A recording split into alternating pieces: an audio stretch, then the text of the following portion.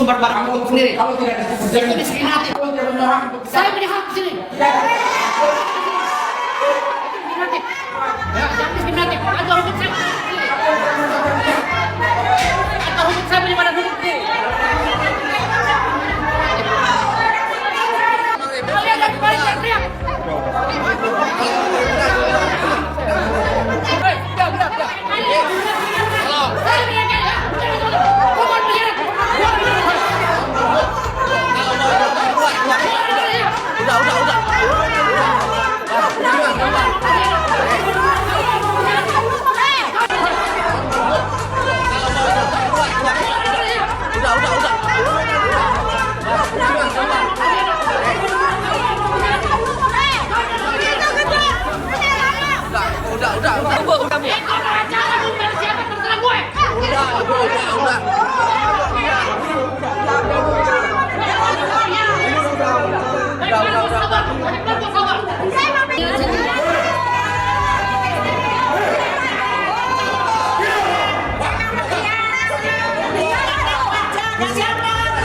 Yang terjadi ya si siapa itu namanya Firdaus tuh melawan tuh merasa dia disudutkan dengan begitu. Nah, ributlah, gaduhlah di dalam sidang.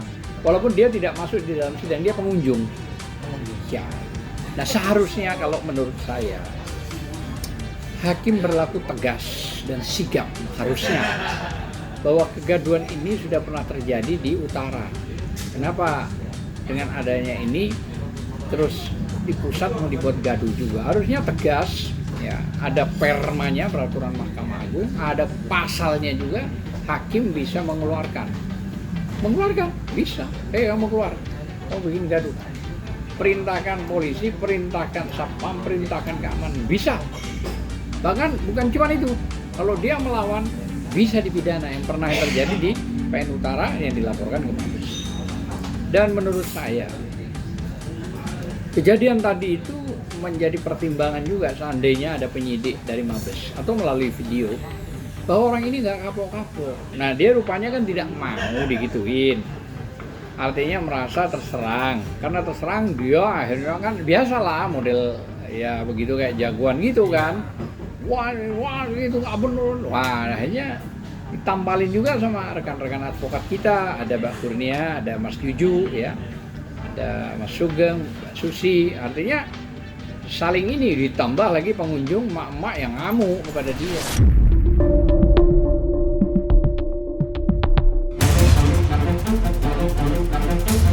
Itu harus lewat Bang Fahmi. Oh, memang sudah prosedurnya seperti itu.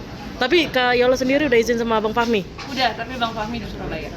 Dan berarti nunggu Bang Fahmi pulang ke Jakarta. Betul. Baru jenguk ke Niki. Didampingi Kak Bang Fahmi atau seizin Bang Fahminya? Lebih enaknya didampingi Bang Fahmi. Niki beda tempat kan. Oh. Niki kan dari sini di rutan narkoba kalau nggak salah. Nggak di sini. Oh. Cuma kita yang penting mail dulu terus habis itu tarik ke Niki.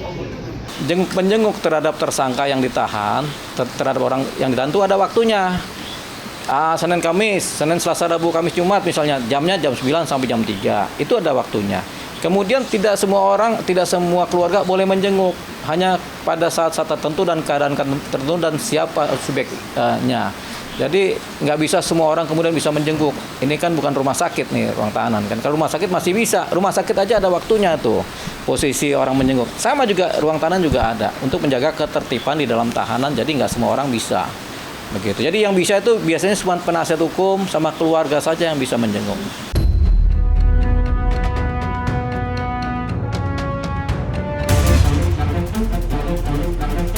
Yang perlu saya sampaikan adalah persoalan ya sebenarnya kan ada satu bentuk ancaman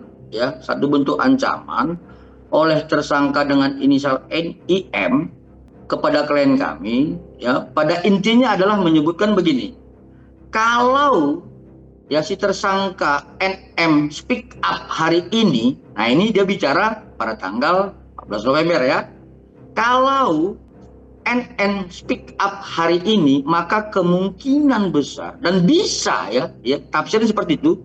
Ya, saya boleh jelaskan sedikit. maka bisa kredibilitas klien kami itu hancur.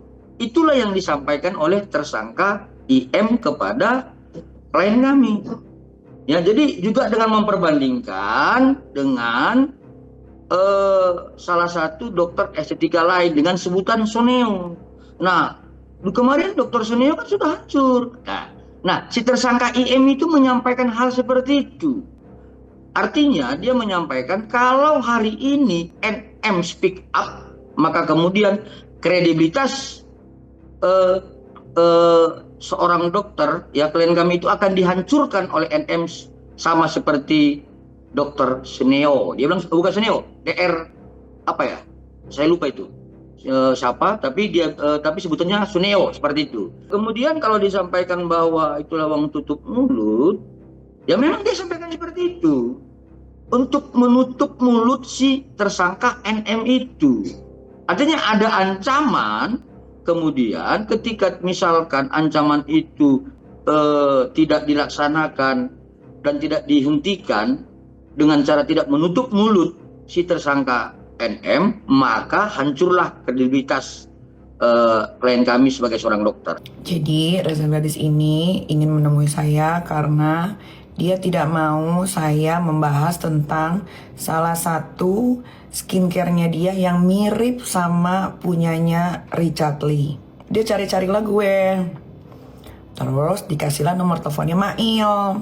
Dia teleponin Mail terus tuh, sama Mail gak diangkat.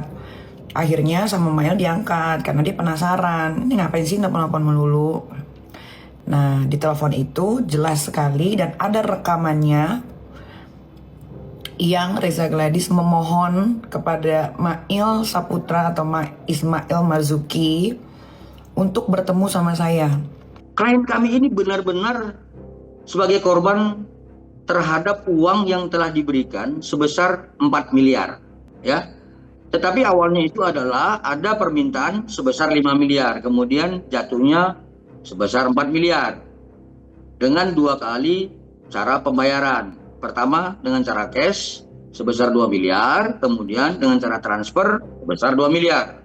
Nah, tapi harus saya garis bawahi bahwa klien kami ini tidak takut terhadap narasi-narasi overclaim, kemudian karena produknya ilegal, tidak takut terhadap itu, tapi takut terhadap ancaman-ancaman menghancurkan kredibilitas nama klien kami sebagai seorang dokter, menghancurkan nama pribadinya, disebut flexing, disebut wajah abu-abu, memakan uang masyarakat dan sebagainya.